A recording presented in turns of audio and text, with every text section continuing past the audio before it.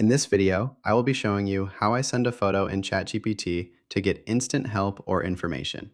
I'm starting right here on the ChatGPT homepage, ready to kick off a new conversation.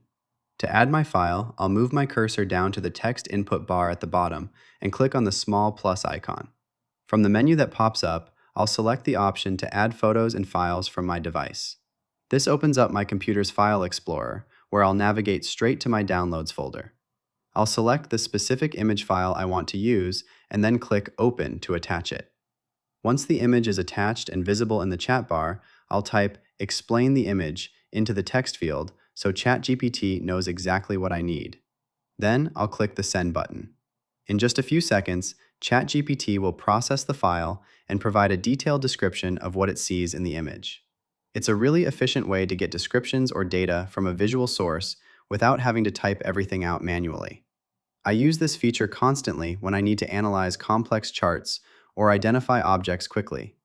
It bridges the gap between seeing something and understanding it through AI. If you found this walkthrough helpful, please consider liking the video and subscribing for more quick tips on using AI tools.